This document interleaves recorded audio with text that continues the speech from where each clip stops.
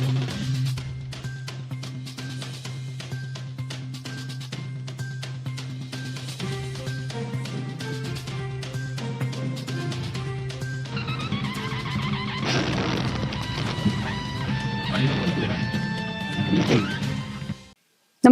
आपण पाहता हिरकणी न्यूज.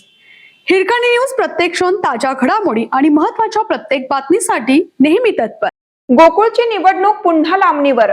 पात्र अपात्राच्या राजकारणात सहकार विभागाचा खेळखंडोबा.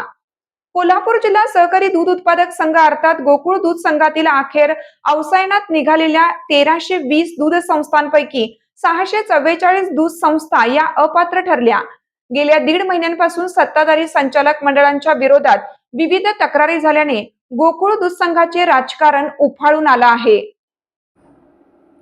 संस्था अपात्र झाल्यानंतर महायुतीतीलच घटक पक्षाच्या नेत्यांना धक्का बसला आहे.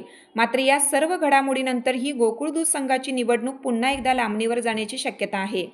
अपात्र झालेल्या संस्थेंना न्याय देण्यासाठी अनेक जण न्यायालयाची पायरी चढण्याची शक्यता आहे.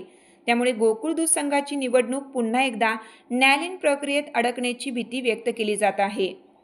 2023च्या आकडेवारीनुसार गोकुळ दूध संघाकडून 5470 इतक्या दूध संस्था मतदानाला पात्र असल्याचे सांगण्यात आले होते. त्याला न्यायालयीन आणि दुग्ध निबंधक विभागाकडे आव्हान दिल्यानंतर त्यातील 4844 दूध संस्था मतदानासाठी पात्र ठरल्या आहेत.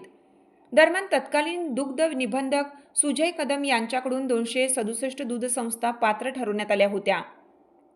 त्याला देखील आता आव्हान देण्यात आलं आहे. त्यामुळे त्याचा निकाल देखील प्रलंबित आहे. त्यातील काही संस्था अपात्र होण्याची शक्यता वर्तवली जातीये. सर्वात महत्त्वाचे म्हणजे पावसाळ्याच्या तोंडावर ही निवडणूक होणे शक्य नसल्याने काही काळानंतर ही निवडणूक व्हावी अशी मागणी काही नेत्यांची आहे. शिवाय गेल्या 5 वर्षात गोकुळमध्ये जे व्यवहार झाले त्यामध्ये भ्रष्टाचार झाल्याचा आरोप करत प्रकाश बेलवाडी यांनी हे संचालक मंडळ बरखास्त आणि अपात्र करावे अशी याचिका न्यायालयात प्रलंबित आहे. त्याचा निकाल लागण्याच्या प्रतीक्षेत आहे.